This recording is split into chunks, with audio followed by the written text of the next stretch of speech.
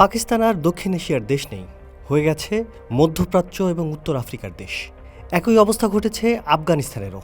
বর্ণনা দুটি শুনে মনে হতে পারে দেশ দুটি বুঝি অবস্থান পরিবর্তন করে ভৌগোলিকভাবে মধ্যপ্রাচ্য বা উত্তর আফ্রিকায় চলে গেছে। কিন্তু বিষয় আসলে তা নয়। বিষয় হলো সম্প্রতি বিশ্বব্যাংক বিশ্বের দেশগুলোর আঞ্চলিক পুনর্বিন্যাসে পাকিস্তান ও আফগানিস্তানকে দক্ষিণ এশিয়া অঞ্চল থেকে সরিয়ে মধ্যপ্রাচ্য ও উত্তর আফ্রিকা অর্থনৈতিক বলয়ে অন্তর্ভুক্ত করেছে। কিন্তু বিশ্লেষকরা প্রশ্ন তুলেছেন, কেন পাকিস্তান আফগানিস্তানকে এশিয়া থেকে সরিয়ে মধ্যপ্রাচ্য ও উত্তর আফ্রিকার অর্থনৈতিক বলয়ে যুক্ত করল বিশ্বব্যাংক? বিশ্বব্যাংকের এই প্রশাসনিক ও অর্থনৈতিক পরিবর্তনের নেপথ্যে আছে গভীর ভূরাজনৈতিক সমীকরণ। বিশ্বব্যাংকের স্বীকৃত তথ্যসূত্র ও দ্য ডন পত্রিকার প্রতিবেদন বলছে, এই অন্তর্ভুক্তির মূল কারণ অর্থনৈতিক সাদৃশ্য। বিশ্বব্যাংক এটাকে আঞ্চলিক পুনর্বিন্যাস বলছে, কারণ তাদের প্রতিবেদন মতে middle east, north Africa, Afghanistan এবং পাকিস্তান বা মিনাপ মূলত একটি বিশেষ অর্থনৈতিক ও কৌশলগত ব্লক। বিশ্বব্যাংক এবং আন্তর্জাতিক মুদ্রা তহবিলের বার্ষিক প্রতিবেদনগুলো বিশ্লেষণ করলে দেখা যায়, দক্ষিণ এশিয়ার অর্থনৈতিক কাঠামোর চেয়ে পাকিস্তান ও আফগানিস্তানের অর্থনীতির গতি প্রকৃতি এখন অনেক বেশি মধ্যপ্রাচ্য কেন্দ্রিক। বিশ্বব্যাংক পাকিস্তান আফগানিস্তানের এই অঞ্চল পরিবর্তনের বিষয়টিকে কেবল বিশ্লেষণী বললেও থার্সডে টাইমস এবং দ্য ডিপ্লোম্যাটিক ইনসাইটের বিশ্লেষণ বলছে, পাকিস্তানের অর্থনৈতিক নির্ভরতা, শ্রমপ্রবাহ, নিরাপত্তা প্রাসঙ্গিকতা এবং কূটনৈতিক নেটওয়ার্ক এখন পশ্চিমমুখী হয়ে গেছে।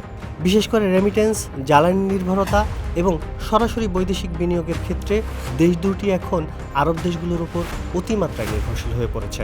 ব্র্যান্ড সিনারিওর বিশ্লেষণ জানাচ্ছে, বিশ্বব্যাংকের পাকিস্তান আফগানিস্তানকে গালফ দেশগুলোর সঙ্গে শ্রেণীবদ্ধ করার কারণ হলো দেশটির আর্থিক কাঠামো, শ্রমিক প্রবাহ ও জ্বালানি নির্ভরতায় মিল। আল জাজিরার বিশ্লেষণ অনুযায়ী, পাকিস্তানের বৈদেশিক মুদ্রার রিজার্ভের বড় অংশ আসে সৌদি আরব এবং সংযুক্ত আরব আমিরাতের আর্থিক প্যাকেজ থেকে। ফরেন পলিসির বিশ্লেষণ বলছে, ভারত ও বাংলাদেশের প্রবৃদ্ধির পাশে সবসময় পিছিয়ে থেকে দক্ষিণ এশিয়ায় পাকিস্তান দীর্ঘস্থায়ী নিম্নমানের দেশ ছিল, কিন্তু মিনাপে এসে দেশটি হবে মধ্যমানের দেশ। বিশ্লেষকরা বলছে, এই সমস্ত বিষয় বিবেচনা করেই দেশ দুটিকে দক্ষিণ এশিয়া থেকে সরিয়ে মধ্যপ্রাচ্যের ব্লকে রাখাটাই অর্থনৈতিকভাবে যুক্তিযুক্ত মনে করছে বিশ্বব্যাংক। প্রশ্ন হচ্ছে, এই বিশেষ পরিবর্তনের পেছনে কি শুধুই অর্থনীতি নাকি কোনো গভীর রাজনীতি? বিশ্লেষকদের মতে এটি আসলে আমেরিকার গ্রেটার মিডল ইস্ট পরিকল্পনার একটি বর্ধিত অংশ। পাকিস্তান ও আফগানিস্তান উভয় দেশই ইরানের সাথে দীর্ঘ সীমান্তে যুক্ত। ইরানকে কৌশলগতভাবে চাপে রাখতে বা এই অঞ্চলে প্রভাব বিস্তার করতে পাকিস্তান ও আফগানিস্তানকে একই অর্থনৈতিক বলয়ে রাখা পশ্চিমা শক্তির জন্য সুবিধাজনক।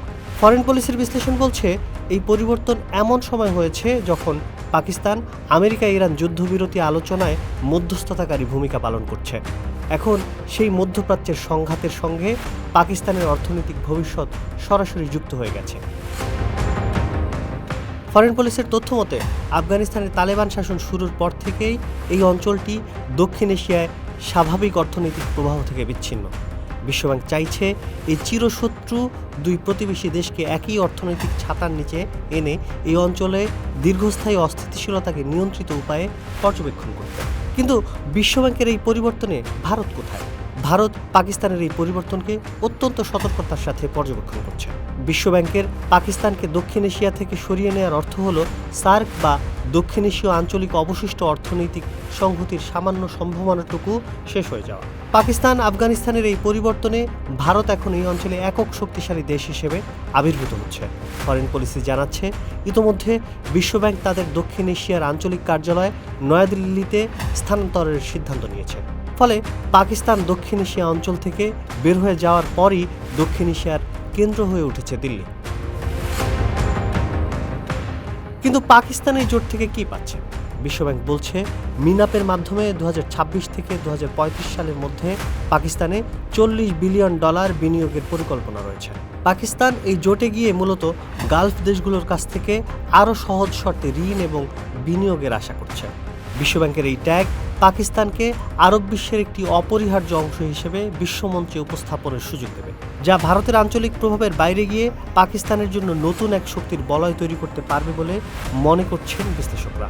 শেষ পর্যন্ত এই পরিবর্তন কি কেবল অর্থনৈতিক সুবিধায় আনবে, নাকি পাকিস্তান আফগানিস্তানকে মধ্যপ্রাচ্যের আগুনে আরও বেশি জড়িয়ে ফেলবে, তা সময়ই বলে দেবে।